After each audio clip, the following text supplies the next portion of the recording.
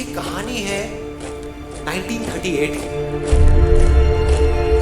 कैरली नाम के एक आदमी की, हंगेरियन आर्मी, और वो उस कंट्री का बेस्ट पिस्टल शूटर था।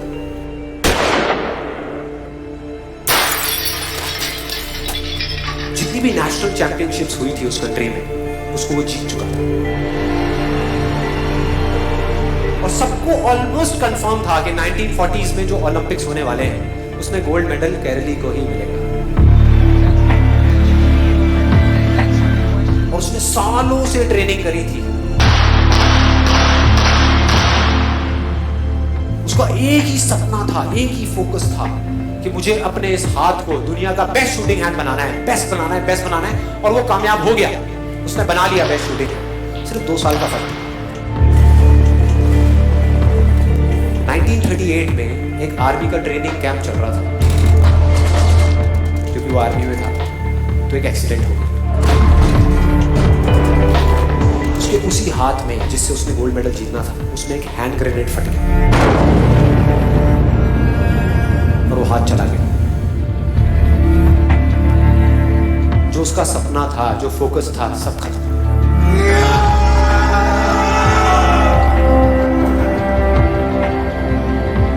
उसके पास 2 रास्ते थे। एक तो ये कि वो बाकी की पूरी जिंदगी रोता रहे और कहीं जा करके छुप जाए,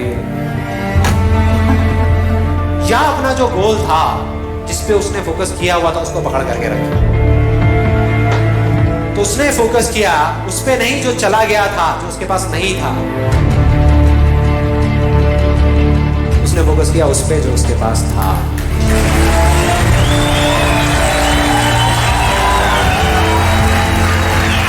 जो उसके पास था, और क्या था उसके पास में? एक लेफ्ट हैंड, एक ऐसा हाथ जिससे वो लिख तक नहीं सकता था। 1 महीने तक उसका हॉस्पिटल में इलाज चला 7 के लिए, और सही 1 महीने बाद अपनी ट्रेनिंग शुरू कर दी साथ।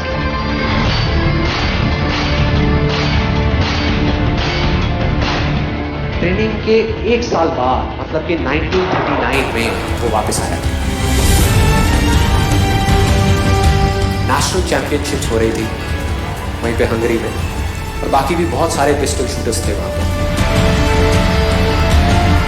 उन्होंने जा करके उसको कंग्रेचुलेट किया, कहा कि यार देखो, ये होता है जज्बा, ये होती है स्पोर्ट्समैन स्पिरिट, कि इतना सब कुछ होने के बाद भी तुम यहां पर आए हो हमको देखने के लिए और हमारा हौसला बढ़ाने के लिए।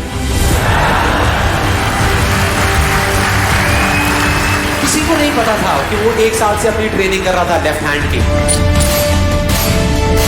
और उसने जवाब दिया, मैं यहां पर तुम्हारा हौसला बढ़ाने नहीं आया, तुम्हारे साथ कॉम्पीट करने आया हूं, तुमसे लड़ने आया हूं, तैयार हो जाओ। और कंपटीशन हुआ।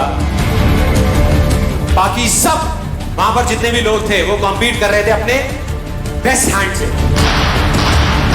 ये कॉम्पीट कर रहा था अपने ओनली हैंड से,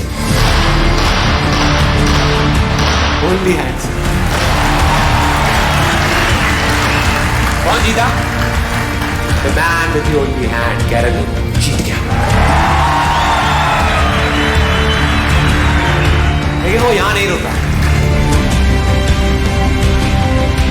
उसका गोल क्लियर था कि मुझे इस हाथ को, इस कंट्री का नहीं, इस पूरी दुनिया का बेस्ट शूटिंग हैंड बनाना है। उसने अपना सारा फोकस उठा करके डाला 1940 पे, जब ओलंपिक्स होने वाले थे।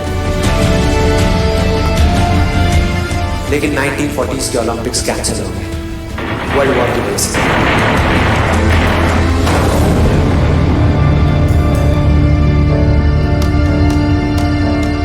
उसने अपना सारा फोकस उठा करके कहां डाल दिया? 1944 में जो ओलंपिक्स होने वाले थे उसके ऊपर। 1944 में जो ओलंपिक्स होने वाले थे वो भी कैंसिल हो गए वर्ल्ड वॉर की वजह से। फिर से कैंसिल।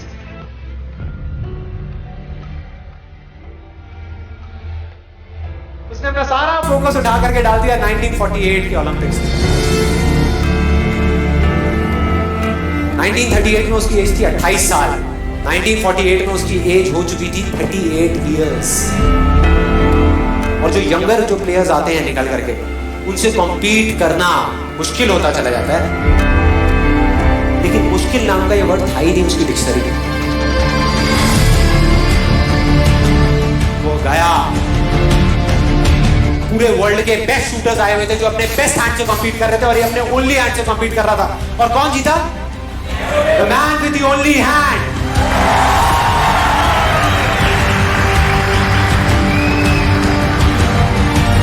लेकिन वो तब भी नहीं रुका। 1952 ओलंपिक्स, दोबारा कॉम्पीट किया उसने,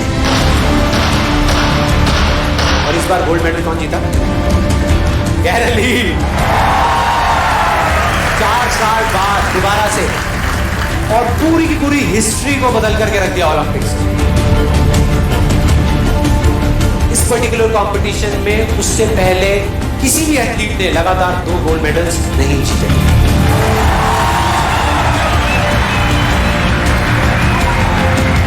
अब किसी भी लूजर के पास चले जाओ, उसके पास लिस्ट होगी बहानों की कि मैं इस वजह से फेल हुआ अपनी लाइफ में, इस वजह से मैं कुछ नहीं कर पाया। बहुत लंबी लिस्ट है।